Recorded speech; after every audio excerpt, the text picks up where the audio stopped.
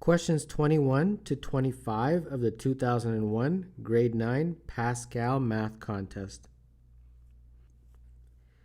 Cindy leaves school at the same time every day. If she cycles at 20 kilometers an hour, she arrives home at 4:30 in the afternoon. If she cycles at 10 kilometers an hour, she arrives home at 5:15 in the afternoon. At what speed in kilometers per hour must she cycle to arrive home at 5 in the afternoon? So the fundamental equation that is at the heart of this question is speed is equal to distance over time. And in our case, our units are kilometers per hour. All right? So we have to maintain those two units at all times. So let's start with our question stem and what the question stem tells us. It tells us that when she's traveling 20 kilometers in 1 hour, she is going to arrive home at 4:30. That's where we start. So far we don't know much, so I'll just call the distance from her school to her home D. And it's in kilometers, D kilometers. And similarly, I don't know the time yet, so I'll call the time X hours, or X minutes, X hours. We're dealing with hours, so let's just stick with hours. And that's all we know so far. So this equation initially just gives us, if you cross multiply, 20x is equal to D. Okay, I got rid of the units. I'm just sticking to the numbers. Okay, now let's look at the second sentence. So this is our first scenario. Our second scenario, second sentence, is this one. If she cycles at 10 kilometers, she arrives home at 5:15. So now she's going at 10 kilometers per hour. And distance is the same, right? She's same distance. She's going from school to home. But now her time has increased by how much? 4:30 to 5:15, 45 minutes. But 45 minutes, we have to convert that into hours because we're dealing with hours. So that's 3/4 hours. All right? So we've got x plus 3/4. And this is hours. So our second scenario gives us 10 times 3 plus, x plus 3/4 is equal to d. So therefore 10x plus 30/4 is equal to d. And that is our second equation. And I guess since the distances are the same, right, that doesn't change, we can set these equations equal to each other to solve for x. So that means 20x is equal to 10x plus 30/4. And therefore 10x is equal to 30/4, and then 40x is equal to 30, and x is equal to 30/4 or 3/4. Now what was x? X was our time. So this is the time in hours because that's our unit. And 3/4 hours is 45 minutes. So that means if you look at the first scenario right here, she arrives home at 4:30 and the time is x. So how long did it take her to go from school to home? Well, 45 minutes. That was the first scenario. So when did she leave home? She left home 45 minutes prior to 4:30, which is 3:45 p.m. All right, so that is the first part of the question. And similarly, we also want to know what is the distance from school to home. How do we figure that out? Well, we can just use this formula right here. D is equal to 20x. So D is equal to 20 times x. X is 45, but I want to use this one here because we're dealing with kilometers an hours. So I'm going to put 3 over 4, and this becomes 60 over 4, which is 15. 15 what? 15 kilometers. So there you go. We've got a lot of information now. We can proceed with the final part, which is at what speed in kilometers per hour must she cycle to arrive home at 5? So we want her now to arrive home at 5. So if she left home at 3:45 and we want her to arrive home at 5, that's 1 hour and 15 minutes, right? So that's 75 minutes, and in hours that would be 5 over 4 hours. This is going to be our time. The distance, we know it's the same distance, which is 15 kilometers, and we can now solve for speed. And remember I told you this was at the heart of the question. Speed is distance over time. So speed is our distance, which is 15, not 15 meters. That'd be a very, very close school. All right. Okay. So speed is equal to distance over time, 15 kilometers over time, which is 5 over 4h. And therefore, we invert and multiply, and we get 4 over 5. And this looks like 60 over 5, which is equal to 12. And we were using kilometers an hour, so this is kilometers per hour. So that's the speed she needs to travel at on her bike if she wants to arrive home at exactly 5 p.m. So 12 kilometers per hour is the answer to number 21, which is D.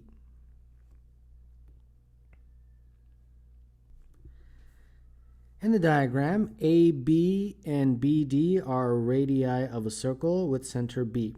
The area of the sector ABD is 2 pi, which is 1/8 of the area of the circle. The area of the shaded region is. Okay? All right, so where would you like to begin here? The area of the shaded region is what we want to figure out. So they've shaded the region for us. And the sector ABD, okay, so that's where we want to begin. So this whole sector here, which looks like a piece of a pie, and that area is 2 pi. And they tell you that is 1/8 of the circle, so that's very important. So that means that 2 pi is 1/8 of the circle. So that means the circle would be 8 times 2 pi, which is 16 pi. So the entire circle would have an area of 16 pi. Okay? So the area of a circle is, of course, pi r squared, and that's 16 pi.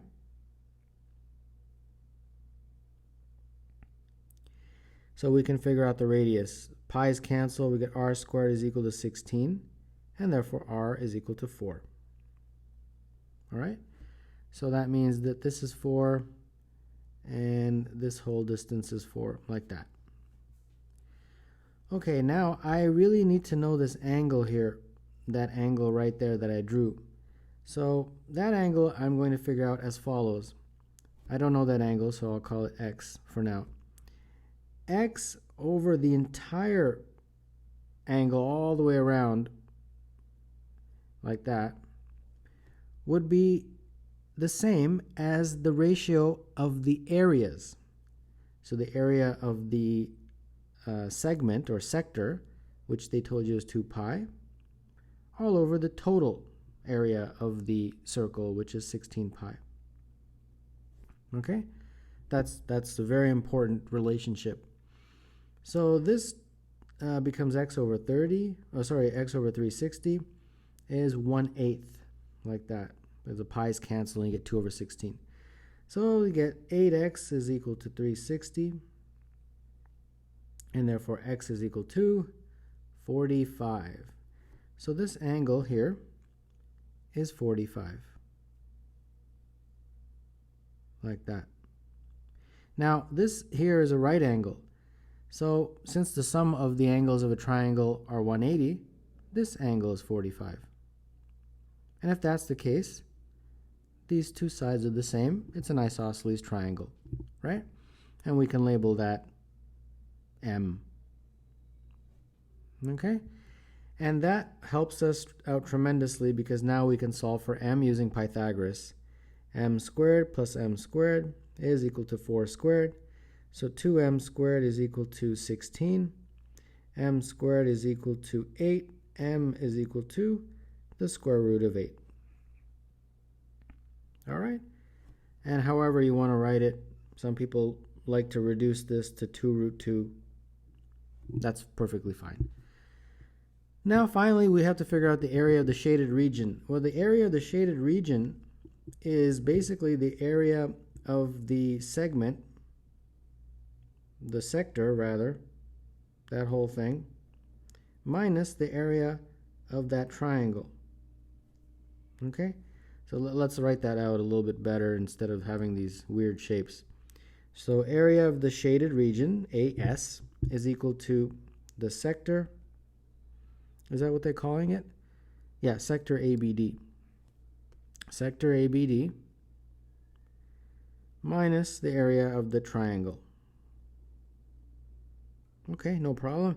Sector ABD, they already told you, is 2 pi, right? They just, that's something that given you at the very beginning. And then the area of the triangle, 1/2 base times height. Okay, well, in this triangle, this is the base, that's the height, and both of them are equal to M, and M is right here, 2 root 2. So this becomes 2 pi minus 1/2 base, which is M, 2 root 2, times height, 2 root 2, like that. So this becomes 2 pi minus, let's see what we have here. 2 times 2 is 4. 4 divided by 2 is 2. And then the root 2 is multiplied to give a 2. So this becomes 2 pi minus 4. And therefore, that is the area of the shaded region. 2 pi minus 4, and that would be 22 is A.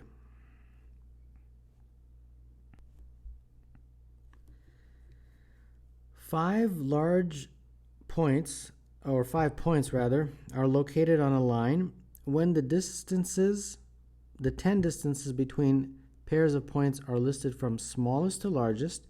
The list reads as follows. What is the value of K right there? Okay, so we need to first understand this question before we attempt it. So we've got some line here, and we've got 5 points somewhere along the line. So let's say this is A, B. They're not necessarily equally spaced, so we can just move them around wherever we want. So like that, wherever, we don't know. So, but there's 5 points. And each of them has a distance. So I'll label those distances. We don't know the distances, so I'll just use W being the distance between A and B, X for the distance between B and C, Y for the distance between C and D, and Z for the distance between D and E. Now they're saying when the 10 distances between pairs of points are listed from smallest to largest, the list reads as follows. All right, so what does that mean? It basically means that if you were to make pairs, so the first pair is AB, the next pair is AC, the next pair is AD, and the next pair is AE, right? And then so on. We got BC, BD, BE, and then CD, CE, and then finally DE. Is this 10? 1, 2, 3, 4, 5, 6, 7, 8, 9, 10. Yes. If you made pairs of points, like I just did, and then calculated the distances, the 10 distances, those distances will be this long list right there. So this will be 2, 4, 5, 7, 8, K, 13, 15, 17, and 19. But it's really not that straightforward because they're listing it from smallest to largest, right? And this is not necessarily going to be that perfect. This might be all jumbled up, like K could be down here. And you see what I'm saying? Or 8 could be up here. So it's not that simple. I've just given you this to make you at least understand the question. So what I'm going to do is, instead of putting it perfectly like this, which obviously it's most likely not that perfect, it's not going to be like that. It's going to be obviously in some form of the letters that we chose, that I chose. So that is what we have to work with. So AB is W, AC is W plus X.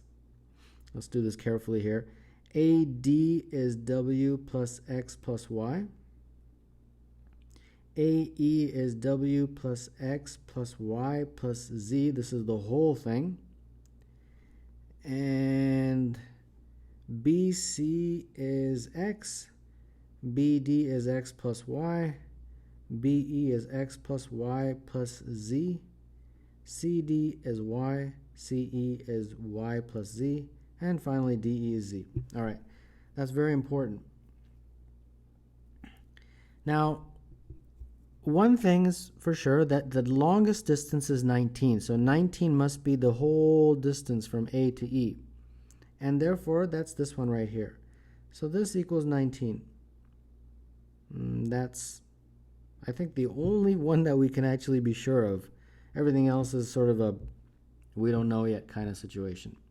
All right, no problem. Let's go with this. Let's work with this. So the first thing I want to do is add up everything. So we're going to add everything. I'll keep the question in there. So add everything.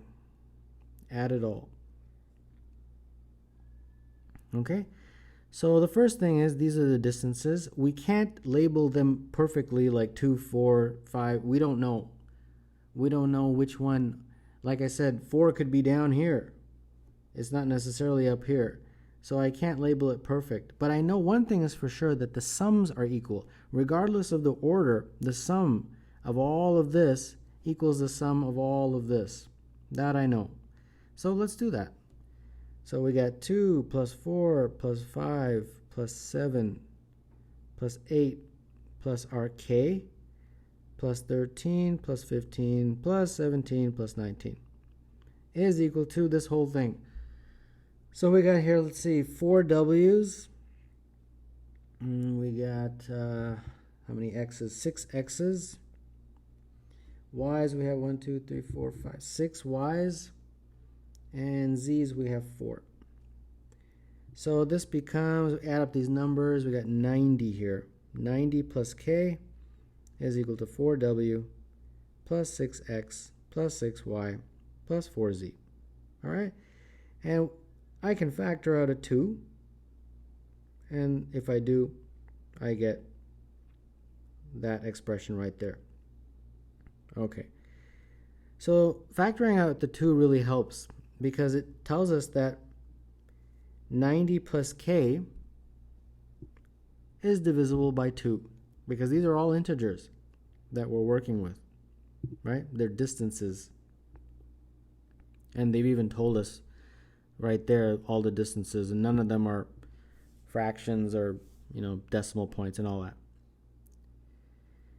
So 90 plus k is divisible by 2. So therefore, k must be even or odd. You tell me. Even or odd? It must be even. That's the only way 90 plus k would be divisible by 2. Now that's good news for us, because what that does is allows us to eliminate 3 of the answer choices, because k must be even, so it can't be 11, it can't be 9, and it can't be 13. So all we're down to is 10 or 12. It would be nice if we could eliminate all of them except 1, but we've got it down to 2. So that's progress, right? So now let's go what is it? 10 and 12 are our only possible choices. So k equals 10 and k equals 12 are only possible choices. All right, that's good. So let's go with the first one. 90 plus k is equal to, let's see, what do we have here? 2 times 2w plus 3x plus 3y plus 2z. All right, k is 10, so this becomes 100, and therefore 100 over 2 is equal to 2w plus 3x plus 3y plus 2z. And therefore this is equal to 50. All right. Now at this point, we don't have much in terms of equations. Normally you need as many equations as variables. So since we have 4 variables, we would need 4 equations. We only have 1 equation. So how do we solve for that? It's entirely based on inspection, unfortunately. So before I start inspection, I'm going to do the k equals 12 as well. So 90 plus k would be 90 plus 12 is equal to that whole thing. And that means, what is that, 102? And therefore, if you divide through by 2, it'll be 51 is equal to 2w plus 3x plus 3y plus 2z. Only one of these is right, by the way. It's not like this is true and that is true. No. Only one of those is correct. We have to figure out, is k equal to 10 or is it equal to 12? All right. Well, you got to sit there and fiddle around with this, basically. You've got to find 4 integers that, when plugged into either this formula or this formula, will work, essentially. And, I sat there and I tried this out, and after a little bit of trial and error, I was able to get the following: 2, 5, 8, and 4. Now, the good news is the sum, 2 plus 5 plus 8 plus 4, is 7 plus 12, which is 19. That's important because if you remember, right here, we noticed that at least one we could match, that the whole length was going to be 19. And then, what about if I start plugging it into here? What is it going to equal? Is it going to equal 51 or 50? All right, well, we got 2 times 2 plus 3 times 5 plus 3 times 8 and 2 times 4, right? So we got 4 plus 15 plus 24 plus 8. That's 19 plus 32, which is 51. So it's this guy right here. So that means k is equal to 12. And I know you think, well, inspection, how am I going to do that? Sit there on a math contest plugging away numbers? And the answer is unfortunately yes, because we don't have any other equations to work with. So the answer is k equals 12. And just for the sake of completion, if you really wanted to, you could take these numbers for w, x, y, and z and go back and fill in all of these like that, and you would get what was it again? 2, 5, 8, and 4. So let's see, here you go. 2, 5, 8, and 4, right? 2, 5, 8, and 4, and then therefore this becomes 7, 15, and that one we already knew was 19, 13, 17, 8, y plus z is going to be 12, and there you go. So as you see, this was certainly not in order. You see how this is not in order of what they gave us here? What they gave us in the question stem was smallest to largest, but that's not necessarily the way I wrote it.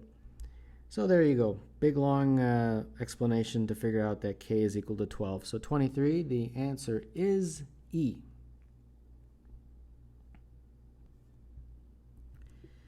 A sealed bottle which contains water has been constructed by attaching a cylinder of radius 1 to a cylinder of radius 3 centimeters as shown in figure A. When the bottle is right side up, the height of the water inside is 20 centimeters, as shown in the cross section of the bottle in figure B. When the bottle is upside down, the height of the liquid is 28 centimeters, as shown in figure C. What is the total height in centimeters of the bottle? Okay. All right, so here we go. Where do we start?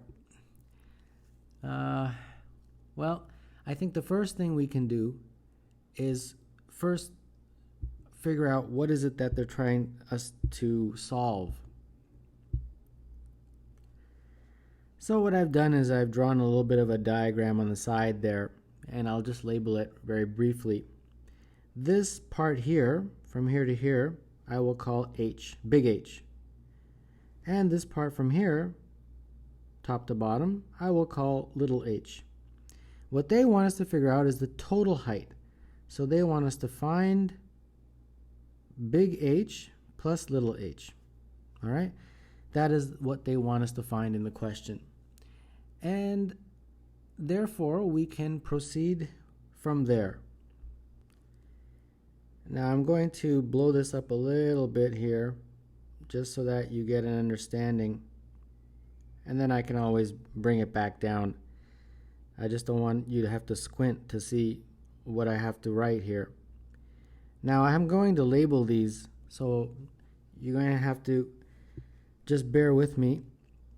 From here to here is H, and we already labeled that, big H. Okay? From here to here is small h, right there. And then this little guy in here, right here, this little guy right there, I hope you can see it in red, that I'm going to call x.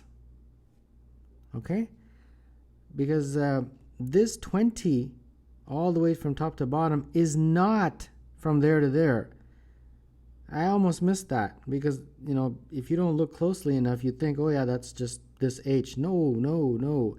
It's from the bottom all the way to the top right there. Okay? So really quickly, that 20 is basically h plus x. Okay? And then I also have to label one more, which is right here. That. So that is h minus x. Okay? And in a very similar way, I'm going to label the other one. Let's see what we have here.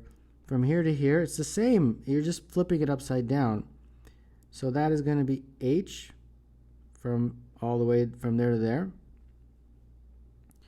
This little guy up here, that distance right there, I'm going to label y.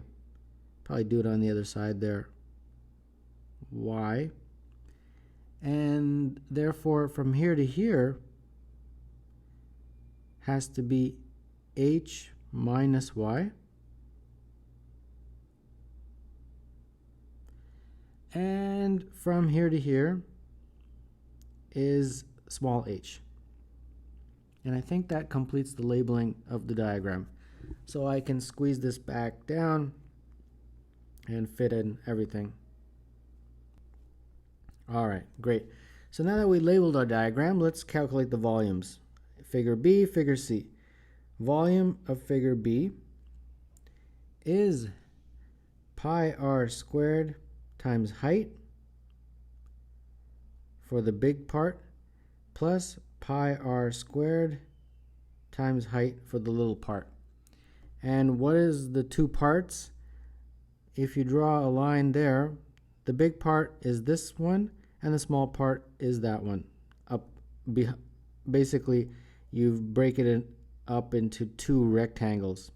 So I hope you can see that. Maybe I'll blow it up a little bit. So basically, if you draw a line across, the big part is there and the small part is there. Okay? So let's solve for this here. So we have pi r. The big R they tell you is 3. So 3 squared. H, of course, we don't know yet. The little r is 1. So that's 1 squared. And the small h we don't know yet. But we did label the small height x. See, it's right there. So I'll call that x. So this becomes 9 pi h plus pi x. All right. Now we get to figure C, sorry. We just did figure B. So now the volume of figure C. Very similar. Again, you're going to cut it into 2 parts, and that will allow us to figure out the volume. So pi r squared plus pi r little guy squared times h, like that. Pi r squared big H, pi r squared little h. So the big R is 3 again. And then we've got h, but in this case, be careful now. Our height is not that. Our height is from here to here, right? So it's h minus y. So don't get confused. Just look at the diagram very carefully. And then we got pi small r, which is 1. And h in this case is indeed the full small h, top to bottom. So there you go. That's the correct way of writing that one. So this becomes 9 pi h minus y plus pi h. And that's it. And I think that should be it, because this is the same as this, right? These figure B and figure C are the same. The only difference is that they're flipped upside down. So the amount of water in figure B is the same as the amount of water in figure C. So that means that VB is the same as VC. And we can now equate them. 9 pi h plus pi x is equal to 9 pi h minus y plus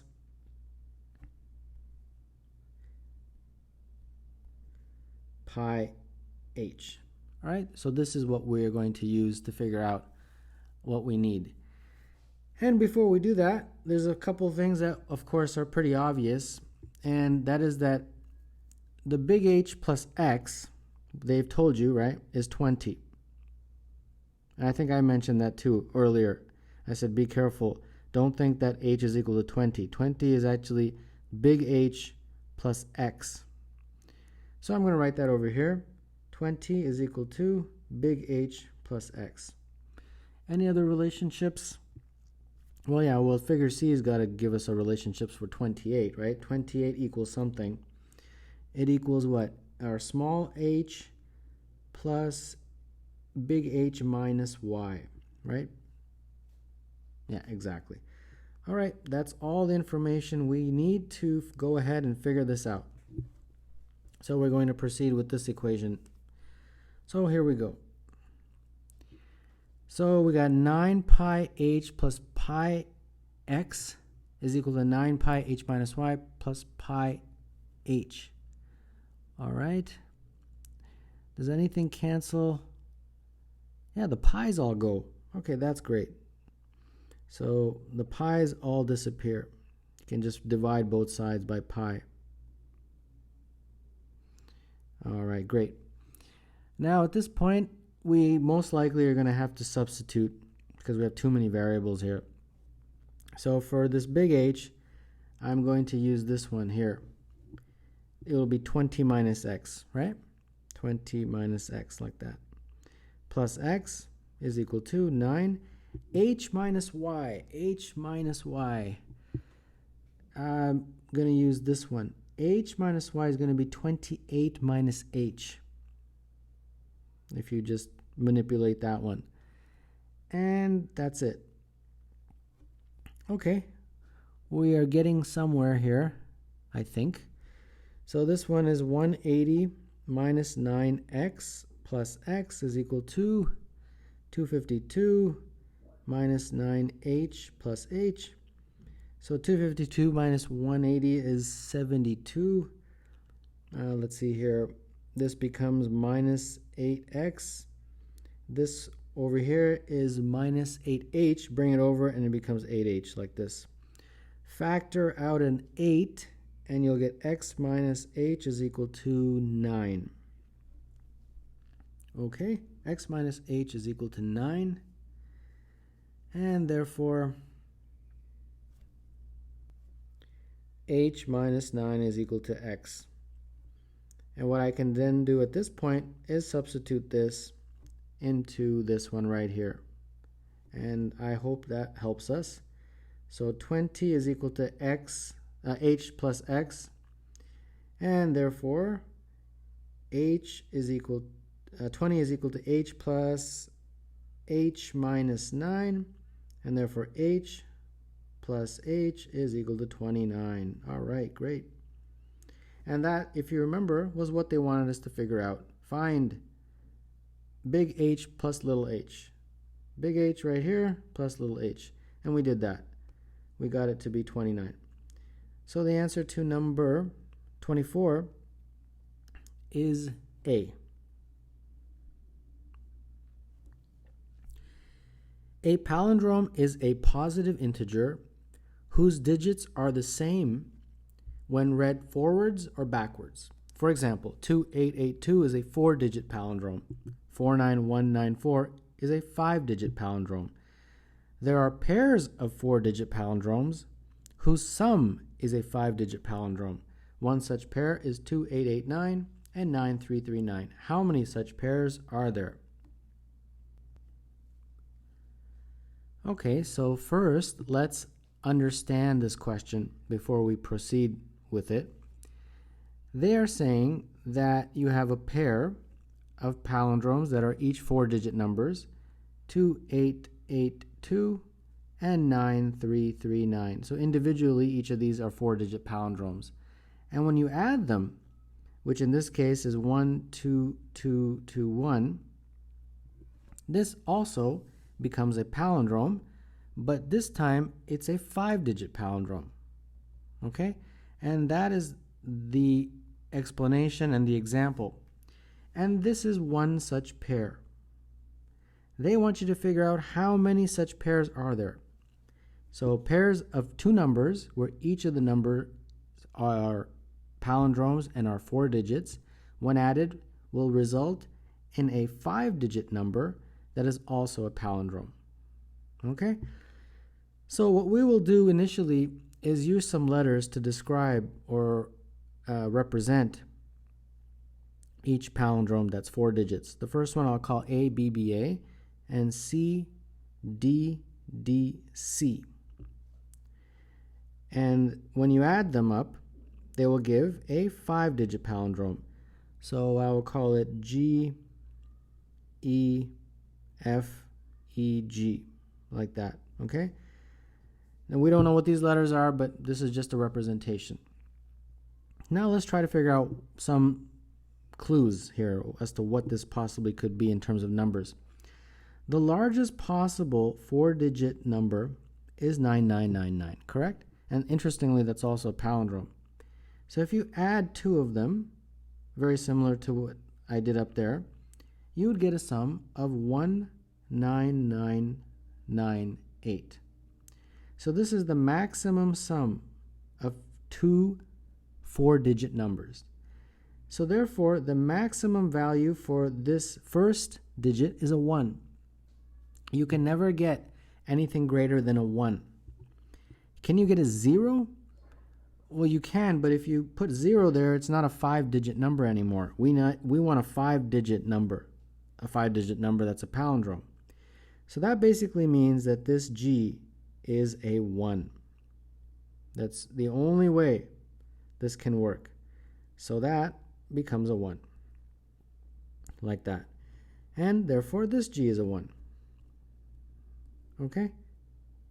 So that's the first part of our question. We're going to slowly try to systematically figure out all the possible numbers. Now, before we create an algebraic equation, we need to look at this column right here. Based on simple addition, A plus C, it should equal 1, correct? All right, possible. But if that's the case, then what about this guy right here? That A plus C would also equal 1. But if that's the case, then this guy doesn't need to be there. It would become a 4-digit number. So A plus C equal to 1 is probably not going to work. Okay? So then we say, well, then how is this going to work here if A plus C is not 1? Well, A plus C could equal 11, right? Because if it equals 11, you put the 1 down there and you carry the 1, based on simple addition. And that is the only way this is going to work. It must be that A plus C is equal to 11. All right? That's the only way you can produce a 5-digit number, which hopefully will then be a palindrome. Okay? So that is the first part of the question, and now we proceed to the second part. The second part of the question basically involves we have to now use this and write it all out as if it was an actual number. Right now it's just letters, right? So the first part, ABBA, what is that really? It's 1,000 times A, the first digit, plus 100 times B, plus 10 times B, plus A. Correct? And you are adding to that number, which is very similarly 1,000 times C, plus 100 times D, plus 10 times D, plus C. And that equals this number, which is 10,000 plus 1,000 E plus 100 F plus 10 E plus 1. Okay? So that is how this is all written out. And this guy is a 5-digit palindrome, or it must be. That's what we are trying to figure out. Okay, let's move forward with this here. I'll keep this. That should be good enough. All right, so here we go. So add all this as much as we can. The A's become 1001A. The B's, we got 110B. What else do we have here? We have the C's is 1001C plus 110D. And this whole thing is our 5-digit palindrome, like that.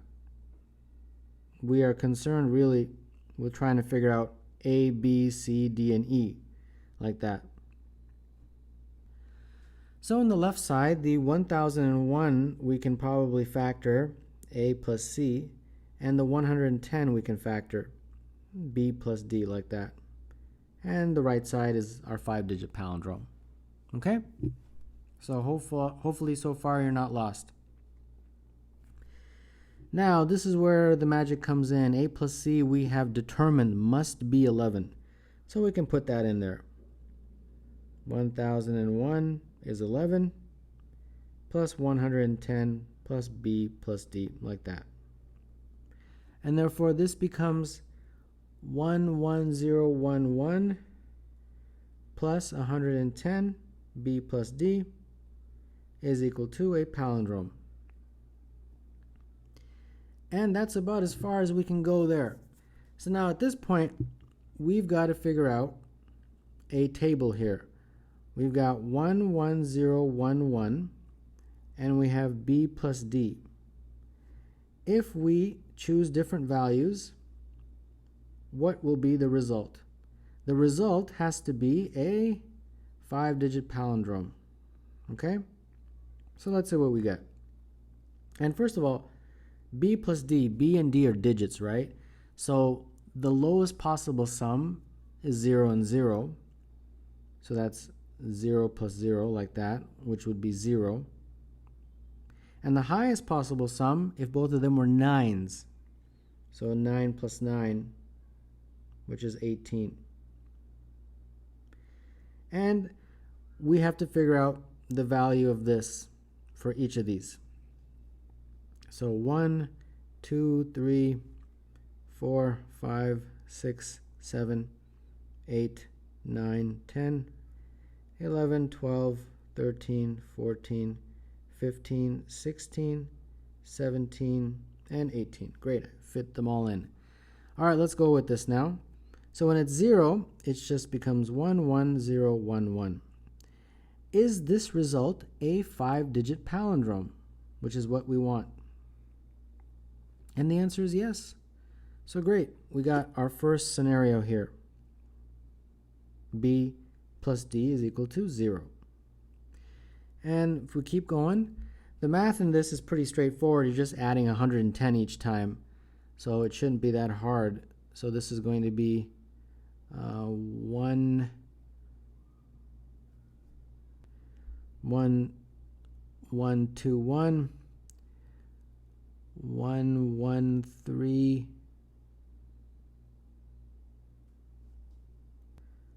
1, 1, 2, 3, 1, 1, 1, 3, 4, 1, and so on. So we got 1, 1, 4, 5, 1, and I'll fill them all in. So there you have it. Those are all the numbers.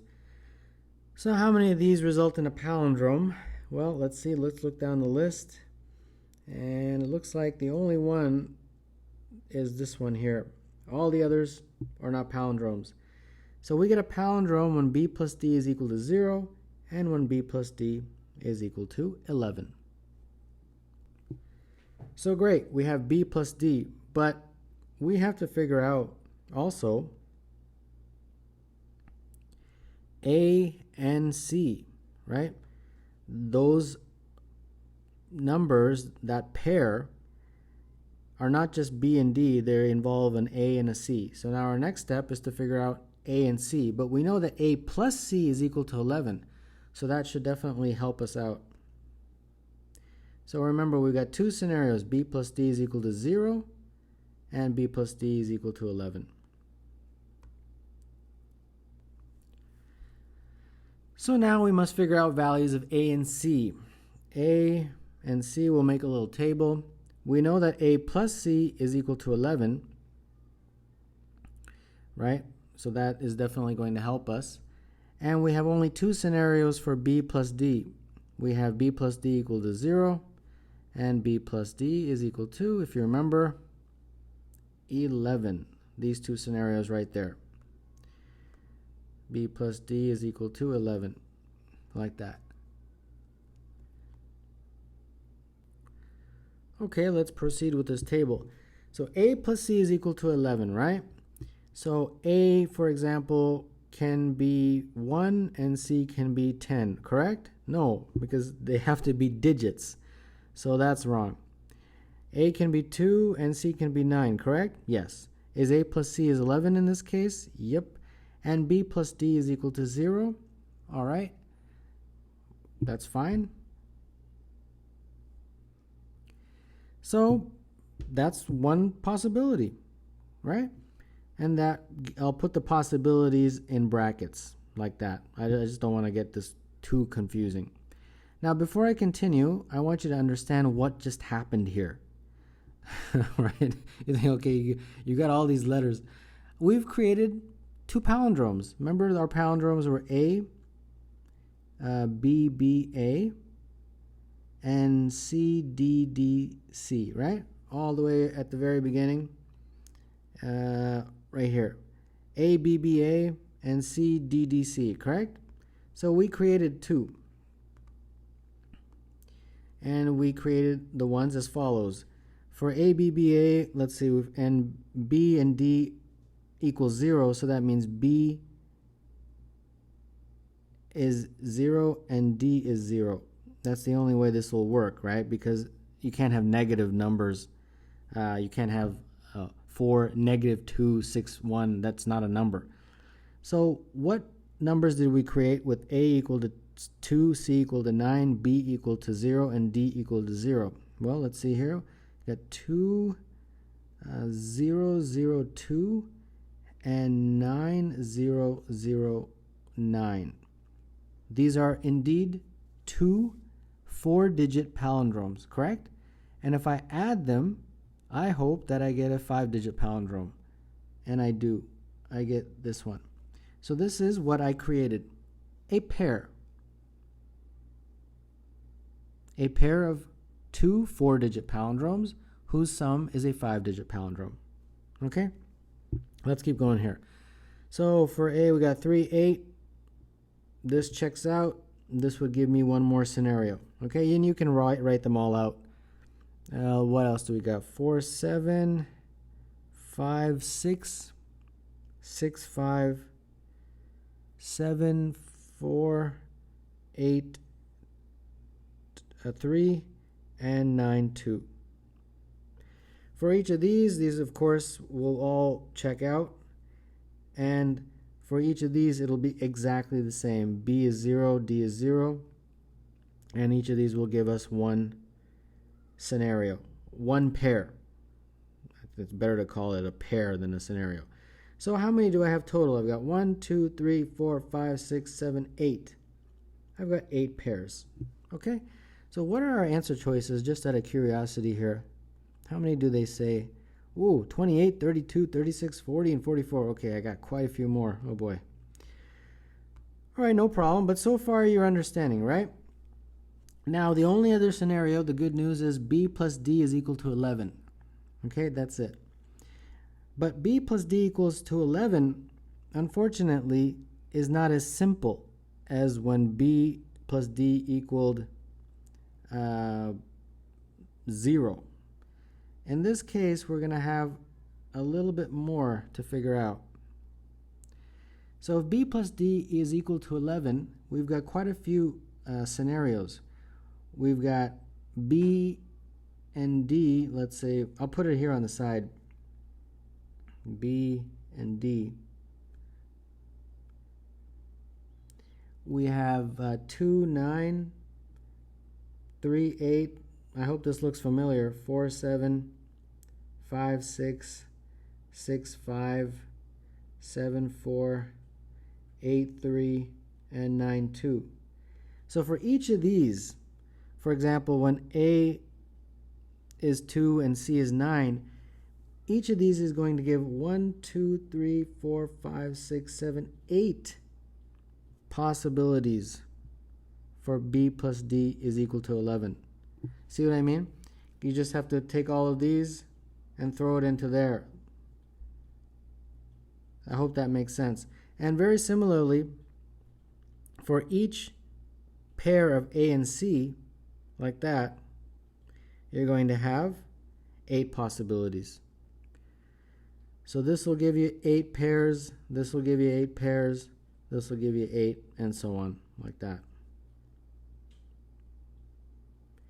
So just to help you understand, if let's say you had A is 2 and C is 9 and B is 2 and D is 9, what would be our numbers? I'll draw it down here.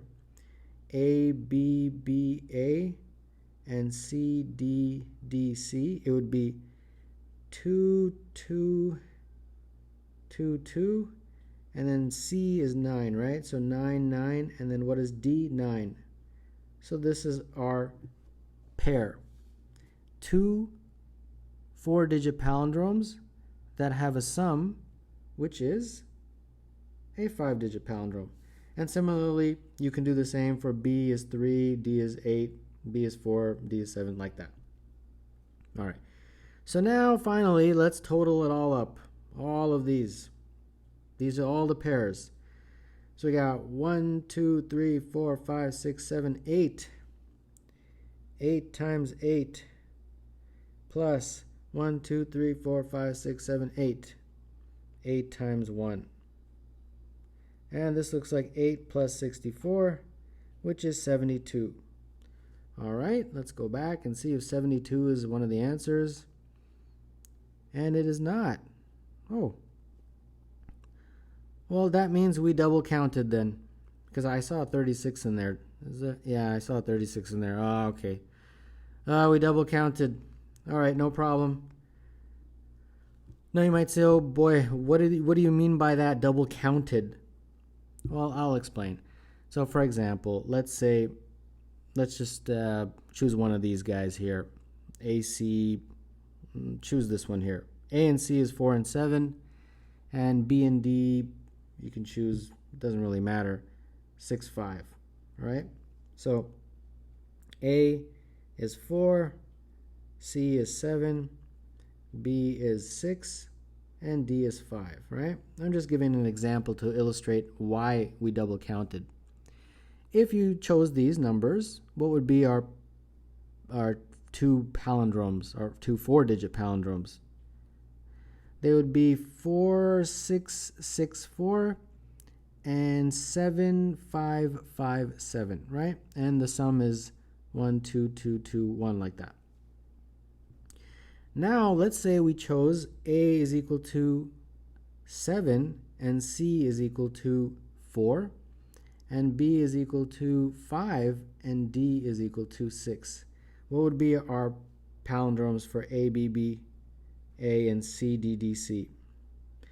Well, we'd have, let's see here, 7, 5, 5, 7 and 4, 6, 6, 4. And the sum would be 1221. But notice this pair is the same as this pair. It's the same pair. So we double counted. You see, I hope that makes sense. So therefore, this 72 is listing a set of pairs twice.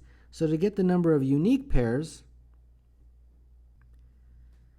you have to divide by 2. So I wrote it out. 72 is twice the number of unique pairs. Number of unique pairs is 72 divided by 2, which is 36. And therefore, the answer is 36, which is C.